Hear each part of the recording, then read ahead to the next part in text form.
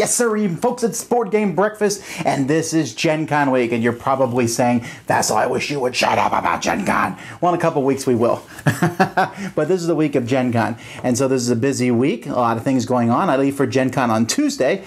I like to get there early and get some things ready. And for those of you coming to Gen Con, which is a pretty big fair, and so hopefully we'll cross paths at some point, but you certainly should come by our booth.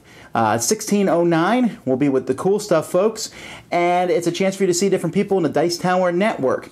I'll be there the first hour of every morning, and if you're interested in play mats or poker chips or promos for Sheriff of Nottingham, I'll have those on hand if you'd like to donate to the Dice Tower, or just come by and say hey. And all throughout the day there'll be different people there. If you see me at this convention, stop me and say hello. Please say hi. I love to say hi. Maybe you want to record a shut the door for the Dice Tower. If you see any of the guys with the camera for the Dice Tower, stop them and get a shut the door in there. We're also doing a live show on Friday at the Westin Capitol 2. It's at 8 p.m. Now, all the tickets for that are gone, but some people probably won't use those, so feel free to stop by, and hopefully that will be an interesting and fun time. Folks, I'm looking forward to that. That's going to take up a good chunk of the week, but we have a board game breakfast to do, so let's get to it.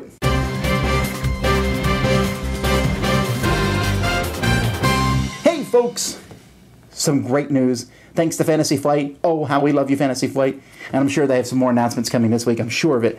But they first announced Star Wars Armada, which is a fleet in a box. This is their way of, we were never going to get Star Destroyers with the X-Wing miniatures game. The Corellian Corvette was already this big, and even that was shrunk.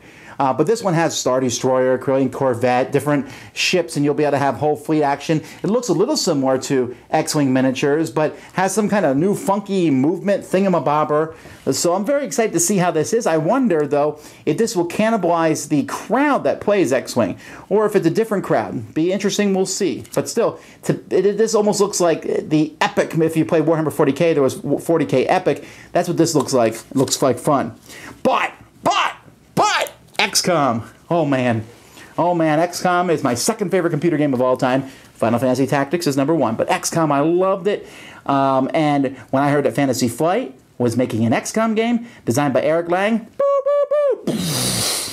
awesomeness. And I'm so looking forward to trying this out. It's not for sale yet, but will be later this year. And the game requires an app as part of it, and some people are up in arms about that, but man, we use apps for everything else. If anyone can integrate an app and make it work, it's going to be Fantasy Flight. I'm very excited about this, and I'll have a chance to play the game this week, so I will talk to you about that once I know more about it. Z-Man Games, Philosophia Editions, Philosophia Distribution, and F2Z have reorganized, and now they're all underneath the one brand, F2Z. F2Z is the electronics version of the Z-Man Games. That's interesting. It's kind of conglomerating there. What does that mean for us as consumers? Who knows? Z-Man's also announced they'll be reprinting Chinatown, that classic negotiation, tough game, but a good one. Someone wrote a Memoir 44 guide, 500 pages long. Tactics guide. Wow! 500 pages, a memoir. I don't know that there's any game here that I could read 500 pages on. I like memoir, but wow! All right, maybe that will be good for someone. All right, let's get to Kickstarter news.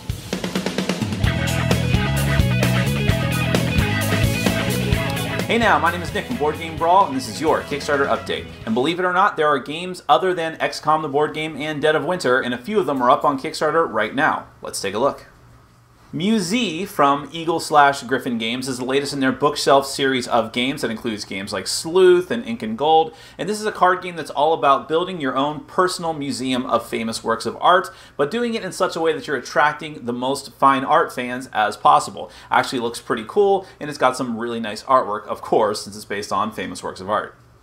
Redacted from Luda Creations is a bluffing social deduction game where you play Cold War agents who are trying to find their contact at a gala reception and gain important intel and then, of course, extract it. Now, you have a teammate, which is one of the other players, but of course, everyone's loyalty is secret. So first you have to find your teammate, then you have to try to get that intel. It seems like the kind of game that breeds mistrust and resentment with all of your friends, which of course is what I'm all about. Overworld Games also has a social deduction game up on Kickstarter called New Salem. This takes place back in puritanical times where you play as townsfolk who are trying to root out witches in order to gain hope to fend off despair. This has a very, very creepy theme, so I'm not sure if I'm into it. And by creepy theme, I don't mean witches and, Salem witchcraft, things like that. I mean that you have to play as Puritans. Ooh. Games Workshop wannabe Mantic Games has another game up on Kickstarter. It's called Dungeon Saga, A Dwarf King's Quest. I feel like I've seen this game a million times, but essentially it's a cooperative game where you're taking control of some fantasy heroes, going down through a dungeon, fighting a bunch of monsters controlled by one other player, yada, yada, yada. But it does have really cool models, and it's made over 300 grand, so who can argue with that? And finally, speaking of fantasy games that are probably better left alone, most people remember Key to the Kingdom from when they were a kid as the game that you got for Christmas in lieu of a video game that you really wanted, but hey, at least it wasn't Risk or Monopoly. Well, someone loved it enough that even in the present day, they wanted to make a digital version of it. Key to the Kingdom Legacy is going to be a new mobile app, assuming the project gets funded, that not only re-implements that old game, but also adds some new stuff as well. And I gotta be honest, I don't know who was asking for this. I'm assuming this has to be a labor of love from the creator. But hey, if you want to relive your golden days of middle school, go ahead and back it. And why don't you just go ahead and shove yourself in a locker as well and get the full experience.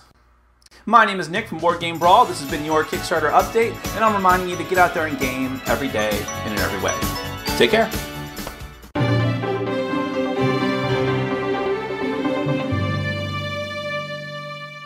I don't have a lot to talk about here. In fact, I'm not going to talk about anything, but I just wanted to mention that there is a ton coming out this week. So many releases because of Gen Con week. So keep an eye on cool stuff. I'm sure there'll be a lot of stuff released there. Not much was released last week because it's all being pushed back to this week.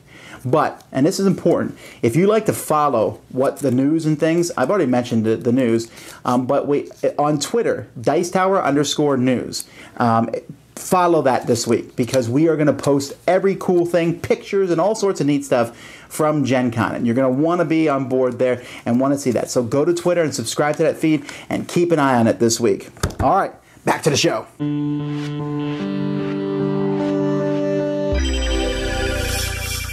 Hi there, this is Scott Nicholson. Welcome to the Ivory Dice Tower, and I've been talking a bit about game design, and I'm talking about my four-part model of how people get started with the game design. So, you start with an audience. You start by thinking about who am I making this game for? What publisher am I trying to reach out to? And how do I make this game for this audience? And you put that in the top of all of your decisions. You're always thinking about your audience. And then you can start in one of four areas. You can start with a theme, you can start with a mechanism, you can start with a component, or you can start with a player experience.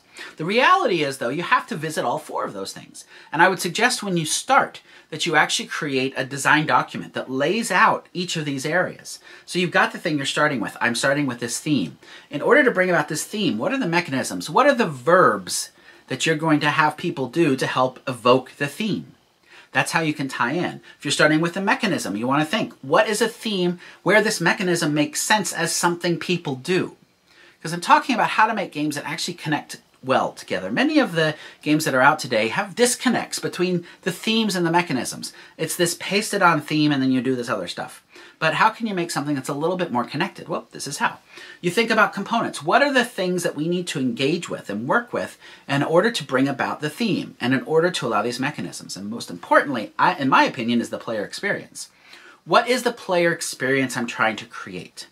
How do I want people to feel as they are engaging with the game? And how do I then choose a theme and mechanisms and components that all tie in with that? Now, if I'm starting with a theme, then I want to think about, okay, if this is my theme, if I want to start with selling popcorn at a popcorn stand, okay, well, that could be my theme. What is a player experience that would be engaging? What would be interesting around that concept? Could it be we're competing popcorn salesmen? Could it be that we are a single kernel of corn trying to work our way into the stomach of the wealthiest person out there? That could be a possibility, but not a good one. So the idea here with this model is you start with one part of the triangle, but you have to work your way through all of them. And I suggest you work your way through all of these things before you actually start putting stuff together. That you lay this out in a design document and actually write out how it's going to connect. Because you'll find then you have a pathway. Then you have a guide to help you design your game. To help you ensure that all this comes together and you're thinking about it up front. So, how do you use all this to create an applied game as compared to a recreational game? I'll talk about that next week, here on the Ivory Dice Tower. Bye-bye.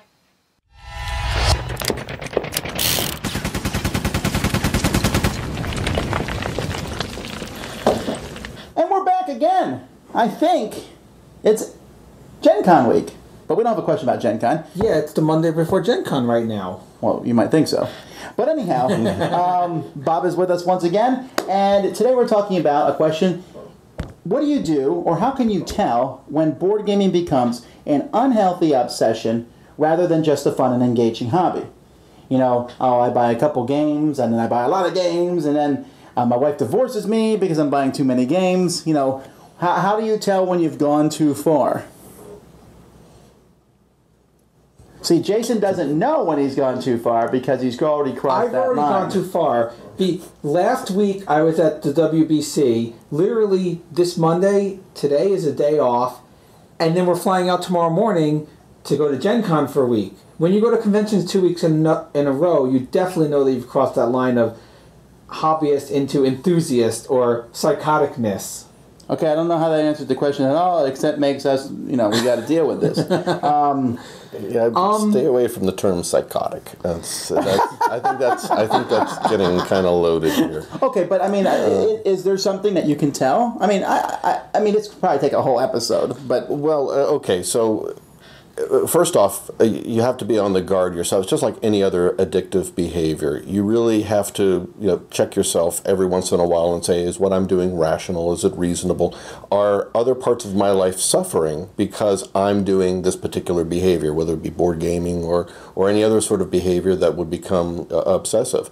A good way to kind of gauge this is to talk to the people around you. If you really do feel like you are kind of slipping into a board game obsession, just like a video game obsession or any other sort of behavior that you feel you can't break free from, it might be a good idea to talk to some people around you and see what their feelings are. Have you been ignoring your relationship with them? Are you doing things like spending too much money, going heavily into debt? Again, board gaming is not one of those things that tends to cause you to do those specific things. There are other types of gaming, in particular gambling, that will cause probably more significant issues. But still, it's always a good idea to seek some balance in your life, and you might want to talk to some folks about it and say, do you think I've been going too far down this pathway?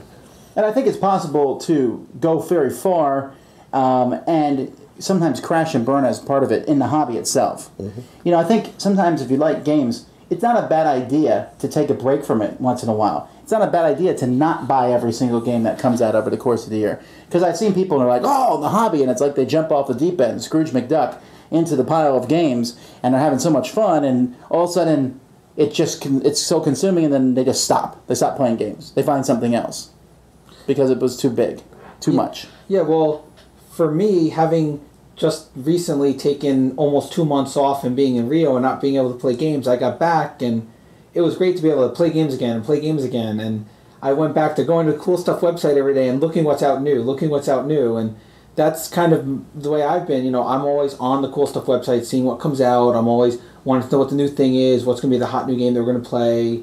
And of course it's a little obsessive, but so you're saying that if someone knows someone who's acting like what you're doing right now, they've gone too far? Maybe, but then again, there's a lot worse hobbies to do. There's smoking, drinking, and a lot of other things. Oh, so I would rather spend my money on board games than on a lot of other things. I obviously do other things too, not just board games 24/7. But it's good to have a hobby, and I don't mind being enthusiastic about my hobby, just like other people are into collecting cars or whatever else. Everyone has hobbies, and I think hobbies are good and healthy as long as it's a good hobby. And luckily, we're in a hobby that's sociable, that you get to hang out with people and have a good time. So I don't see anything wrong with being very enthusiastic about board gaming. But good is not always best, all right? There was a skit that some of the guys on Board Game Breakfast did several weeks ago, where a guy met a girl at a restaurant and they hit it off, and then he said, so what's your favorite board game? She said, I don't play board games. So he got up and left. Okay, I've seen questions where people say, what do I do? My special other doesn't like board games. And I don't, that's not that big of a deal.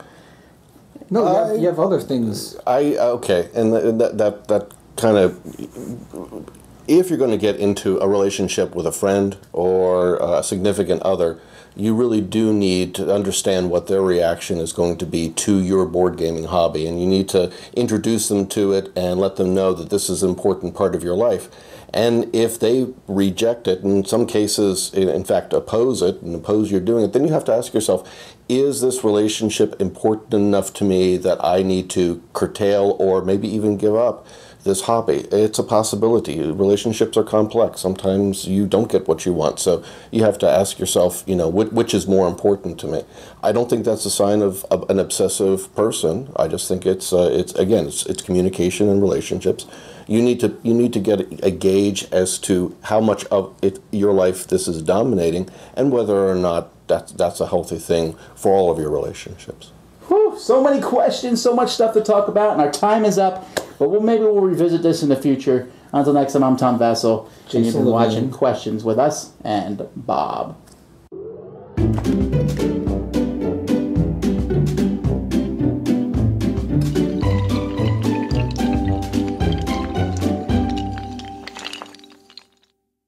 Hi, Suzanne here with this week's featured board game app. I had been holding off on featuring Ascension because there were some behind-the-scenes unknowns about the future of the app in its current state.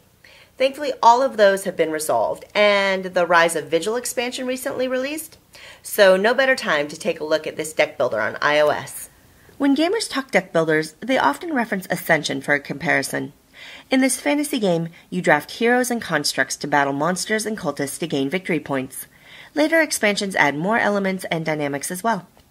Produced by the App Masters Playdeck, Ascension has every feature I look for in an app and then some.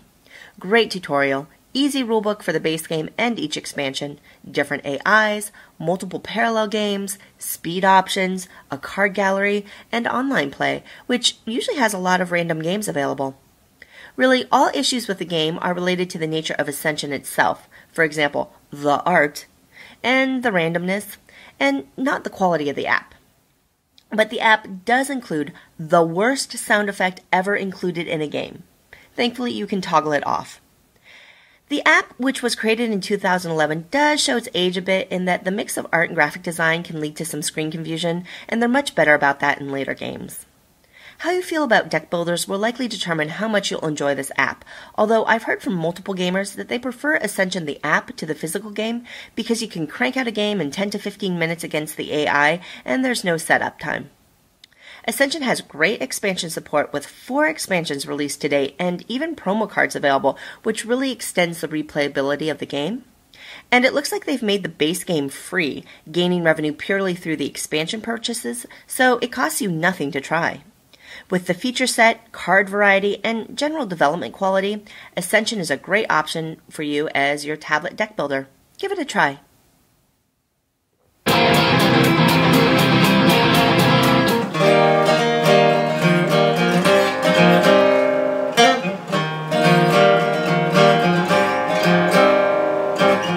But dreaming you have superpowers like laser vision or climbing walls. Deep down you know you don't need powers to be a hero. You just only need the balls, but you don't have the balls. Looking for you there is a card game. In fact my friend there are two. I know right now you do not possess superpowers. I guess these games will have to do. I guess I have to do.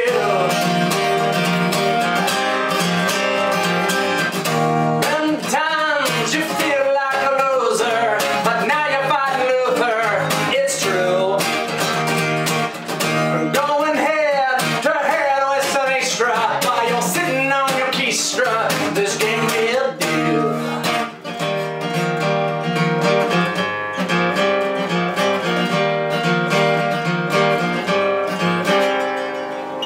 Sitting around your kitchen table, a deck of cards in your hand.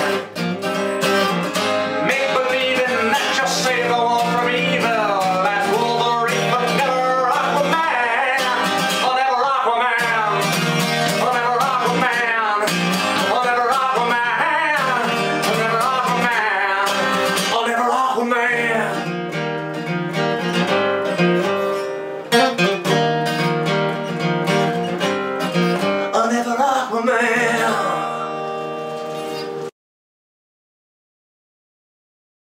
Dice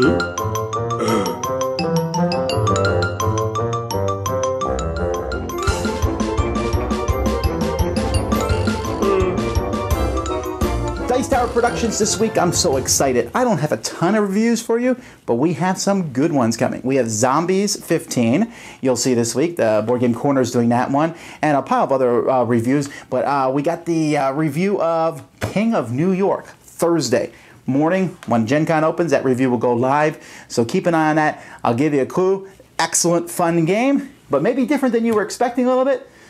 Check that out. Also, if you missed our Gen Con preview videos last week, then go back and watch those. We did, me and Z Garcia did 5 preview videos about all the games that we're looking forward to at Gen Con. And we just did a joint podcast with the Secret Cabal. We did the first half on their show and the second half on our show. We talked about our top 10 games, lots of gaming goodness. We posted those early. Normally that goes up on Tuesday, but we posted them on Sunday at midnight, so you have extra time to listen to those as you're getting ready to go, or if you're not getting ready to go, as you're getting ready to hear about all the exciting games coming from Gen Con. Then, even better this week from Dice Tower, we are starting the top 100 games of all time from Z Garcia and Sam Healy. We'll be starting those, and I'll be posting those every Wednesday and every Friday for the next 5 weeks.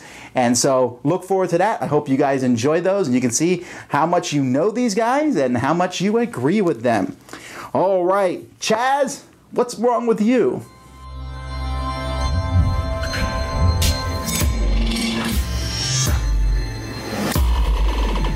Gen Con, one of the largest board gaming conventions on this planet, starts this week, and I, Chaz Marler from Pair of Dice Paradise, won't be there. How? The imaginary person on my left may ask. How could you miss an event of this size? The crowds, the spectacle. Don't you want to go? Well, the answer is yes. Of course I want to go. But while conflicting commitments do play a part in the reason why I'm not, I would be remiss if I didn't confess that the size, the crowds, and the spectacle weren't also a factor. See, it all boils down to something I recently learned about introverts and extroverts. While an extrovert is a person who's energized by interacting with other people in social situations, an introvert finds such interactions exhausting, both mentally and physically.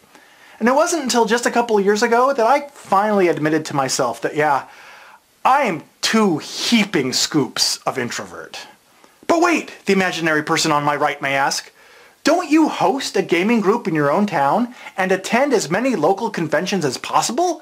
Things all based on interacting with others? Well, my first response is, who let all these imaginary people in here? My second response is yes, I do. But each one is a struggle against massive anxiety. But I do it to spite, to vanquish the paralyzing apprehension that introversion can cause. Now, not every introverted gamer wants to push themselves to become more social. That's absolutely fine. There's nothing wrong with that. But for the bashful among us who want to find more gamers to interact with, I'm introducing a new series, Meeples for Sheepish Peoples, based on my own experiences and what I've done to overcome convention-induced cold sweats. My attempts to conquer my own introversion are not always successful, but hopefully I'll be able to take my own advice from this upcoming series and then see you guys at Gen Con next year. More to come. Hello gamers, this video is not for you.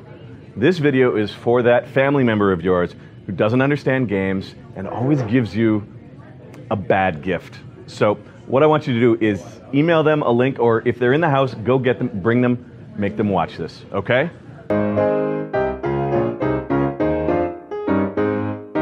Hello, I'm Steve Tassi. I'm the curator and head game guru at Snakes and Lattes, North America's premier board game cafe. Yes, that's totally a thing. Now I'm here to talk to you about a family member that you have. It might be your spouse, might be a child or grandchild, might be your uncle, who knows, but somewhere in your family tree there is a board game lover. You're going to be filled with thoughts like, oh, I don't know what game she already has. I don't know what kind of game he'd like. I don't know what a good game is, so I don't want to buy a bad one. Don't let these thoughts lead you astray, because if you do, you're going to experience the gift-giving equivalent of a stroke and end up buying your relative one of these. This monstrosity is an actual Christmas gift from my sister. Thanks, Jen. Your game lover has ways of hinting about the games that they would like. Perhaps they talk a lot about an upcoming game that they are dying to try. Maybe they have an account at Amazon or BoardGameGeek.com or even SnakesAndLattes.com. They have a wish list there. So check that out. Go to a game store. Buy a game. Any game.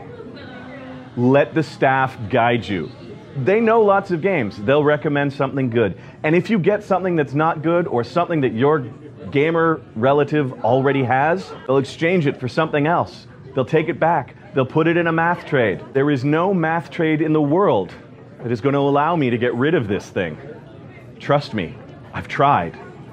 So, ladies and gentlemen, for the game lover in your family, please, just buy them a game. My sister's awesome!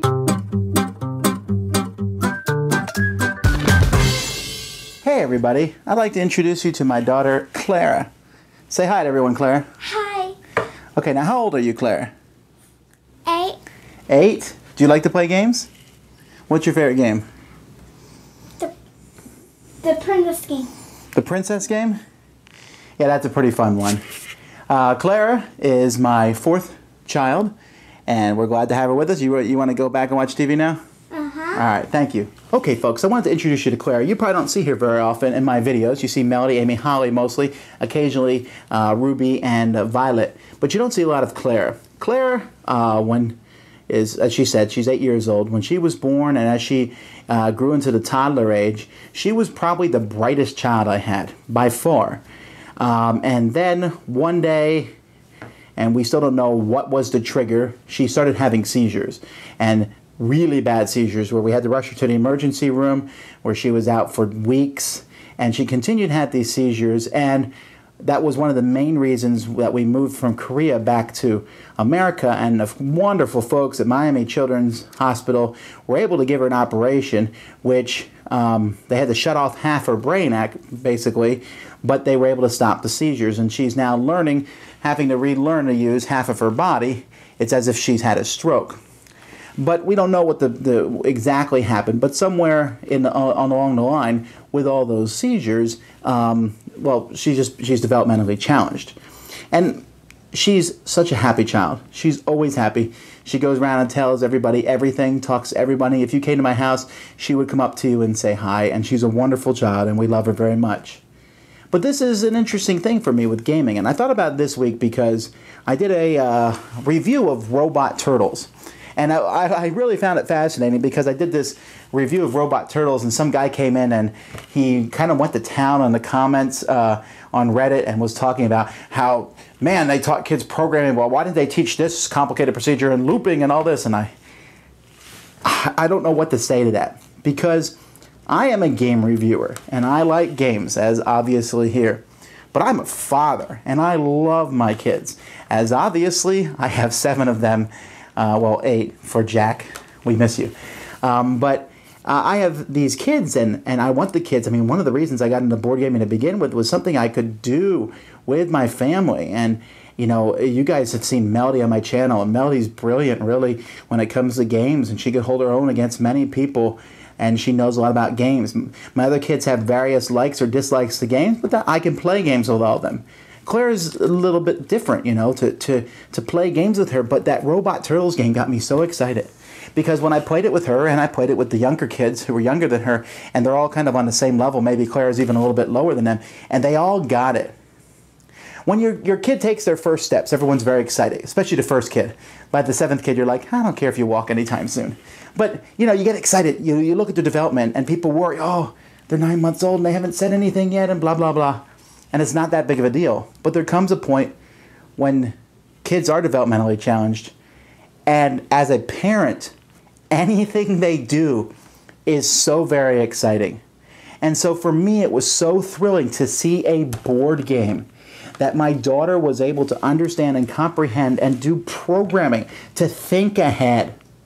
Folks, she has been so helped by the therapy. She's gone to physical therapy and speech therapy. She's been helped with her special education classes at school, and my wife works with her, and I work with her, and but she's probably never going to play Twilight Struggle with me or any of these complicated games, but I am able to use board games for something that is fun for her and something that we can interact with. And you know what? I might be playing children's games with her for the rest of my life, but I'm seeing growth in her. I'm seeing this mental growth, and I see that in all my kids, but wow, I don't know, it's just it's a really cool thing to see this.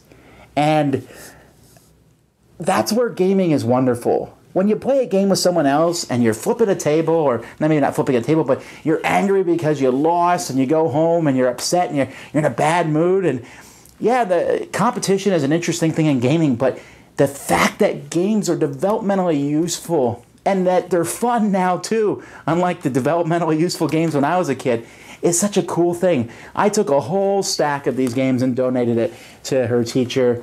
That of her class, I gave them Gula and Chicken Cha Cha Cha, and I a lot of these games because they can use that and they're fun and they're cool.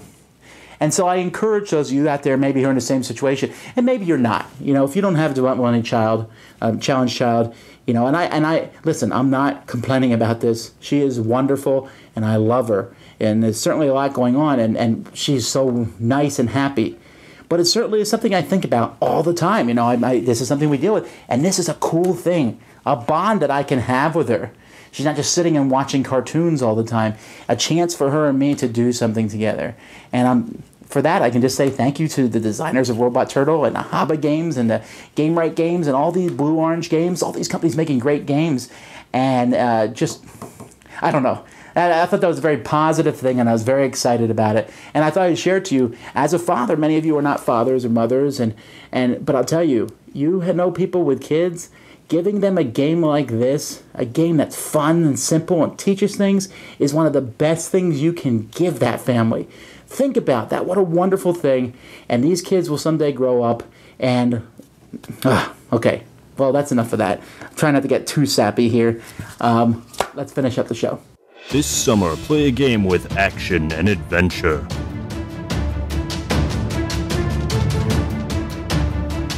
Tremendous treasure. Perilous paths.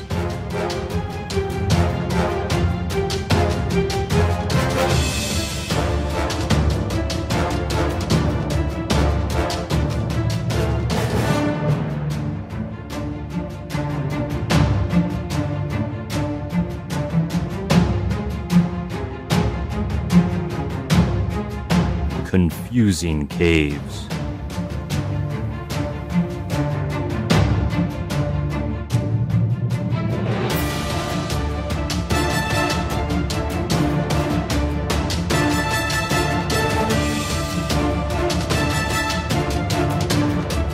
And me, the vengeful Volcar. My favorite components in Fireball Island: the Avengers, the cards, the fireballs, and Volcar. Definitely Volcar, the master of Fireball Island. And that's it for this time, folks. I'm excited. This is it for now, but I got videos scheduled to go up all week. Hamtag's going to talk about what convention's the best. It's Dice Tower Con, by the way. But lots of things coming on. Until next time, I'm Tom Vasel, and you've been watching Board Game Breakfast. Thanks for watching Board Game Breakfast. Tune in each week for your daily dose of gaming goodness with Tom Vasel and all the gang. Until next time, I'm Eric Summerer, and you've been watching Board Game Breakfast, a Dice Tower production, sponsored by Cool Stuff Inc., an amazing place to buy board games. Cool stuff in stock at CoolStuffInc.com.